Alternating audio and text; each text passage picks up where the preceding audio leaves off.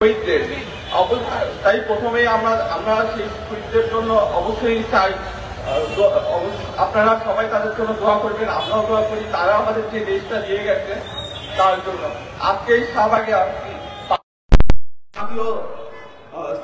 যে জাদুঘর, এইখানে আমি প্রথম যখন আসছিলাম তখনই ভাইয়া আমার সাথেই আসছিল। ইভেন এই যে শাহবাগ জাতীয় জাদুঘর থেকে শুরু করে এই যে ঢাকা বিশ্ববিদ্যালয় অঞ্চল, এই পুরোটাই ভাইয়ার সাথে ঘুরে ঘুরে আমার চেনা হয়েছিল। কিন্তু আজকে আমাকে এখানে এমন ভাবে এখানে দাঁড়াইতে হচ্ছে, আমি কখনোই চাই নাই যে এখানে আমাকে দাঁড়াতে হোক অথবা অন্য কাউকে কখনো দাঁড়াতে হোক।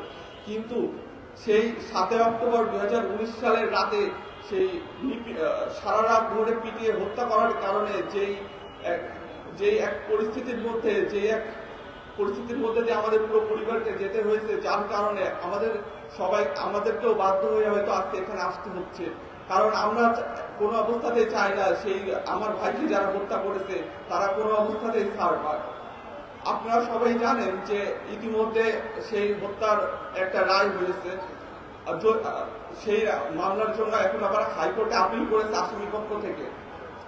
অবশ্যই আমরা সবসময় চাই যেন যত দ্রুত সম্ভব, যেহেতু এইটা একটা বিপ্লবের পরবর্তীতে আসা একটা সরকার, তাদের জন্য এই ধরনের গত 15 বছরে যারা নিহত হয়েছে সেই পিলখানার মিডিয়া বিদ্রোহ থেকে শুরু করে এই 2024 পর্যন্ত সবার বিচার কার্য করার যে একটা দাবি, সেটা কিন্তু ওনাদের কাছে আমাদের আছে। তাই আশা করব যে আবরার ফাহাদ থেকে শুরু করে এই সকল বিচারগুলো একে একে শুরু করার মাধ্যমে তারা যে ছাত্র জনতার যে একটা চাওয়া তাদের কাছে তা পূরণ করা শুরু করবে। এর পাশাপাশি একটা কথা সবসময় বলতে চাই যে আবরার ফাহাদ কিন্তু শুধু যে আমাদের যে ফ্যাসিবাদী যে শাসক ব্যবস্থা ছিল তার বিরুদ্ধে ছিল তা না, আমাদের যে বন্ধু রাষ্ট্র তার প্রতি যে আমাদের যে নীতি এবং তাদের যে নীতি, সবসময় সেই নীতির ব্যাপারে আমাদের সবসময় সচেতন থাকতে হবে। আপনারা সবাই জানেন যে সরকার বিরোধী কোনো পোস্টের কিংবা ভারত বিরোধী কোনো পোস্টের জন্য ছাত্রলীগ কি পরিমাণে নিপীড়ন চালিয়েছে দেশের সব ক্যাম্পাসে। আমি নিজেও যখন বিশ্ববিদ্যালয়ে ভর্তি হয়েছি, তারপরে আমাদের বিভিন্ন বিশ্ববিদ্যালয়ে বন্ধু বান্ধবরা বলছে, দেখ তোরা তো ভালো আছিস, আমাদেরকে রাতে ডেকে নিয়ে যাওয়া হয়, আমাদের মেডিকেলের ভাই বন্ধুরা বলে আমাদেরকে দিনের পর দিন এইভাবে যদি ডেকে নিয়ে যায় তাহলে আমরা পড়ালেখা কখন করব। তাই কখনোই এই যে একটা ভীতিকর পরিস্থিতি ছিল, ভীতিকর একটা ছাত্র রাজনৈতিক পরিবেশ ক্যাম্পাসগুলোতে ছিল, তা যেন কখনো আর ফেরত না আসে।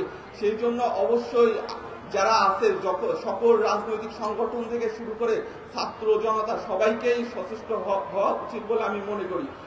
আর অবশ্যই আমাদের যে এতদিন যে একটা কালচার ছিল, মূলত আবরার ফাহাদকে মারার পিছনে যে একটা কারণ ছিল যে শিবির ট্যাগ দিয়ে কাউকে মারা গেলেই সবকিছু যায়, এই যে ট্যাগ দেওয়ার জন্য একটা মনস্তাত্ত্বিক ধারণা আমাদের মধ্যে গত 15 বছর ধরে ঢুকিয়ে দেওয়া হয়েছে। আমাদের এখন কিছু হইলেই আমরা সবসময় প্রমাণে ব্যস্ত হয়ে যাই যে না আমি শিবির না, আমি ছাত্রদল না, আমি এই না ওই না। কিন্তু এই যে ট্যাগিং এর জন্য আমাদের মধ্যে একটা মানসিক পরিবর্তন বা আমাদের মনে একটা ভয় ঢুকে গেছে। এই ভয় থেকে পরিবর্তনের জন্য অবশ্যই আমাদেরকে আবার নতুন করে সচেষ্ট হতে হবে। আমাদের কোনোভাবেই আর সেই পুরাতন খেলায় ফিরে যাওয়া যাবে না।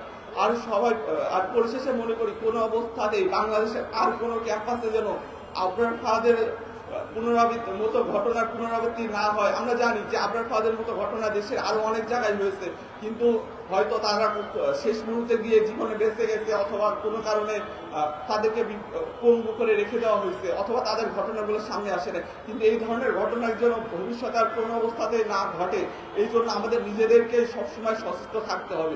যেই শুধুমাত্র ব্যক্তি স্বার্থ কেন্দ্রিক যে ব্যক্তির লাভের উদ্দেশ্যে যে রাজনীতি হতো ক্যাম্পাসগুলোতে, সেটা যেন কোনো অবস্থাতে ফেরত না আসে, এই জন্য সবাইকে সচেতন থাকার অনুরোধ জানাবো। আর পরিশেষে বলবো আবরার ফাহাদ সহ সকল শহীদদের জন্য আপনারা দোয়া করবেন, এই বলে আমি আমার বক্তব্য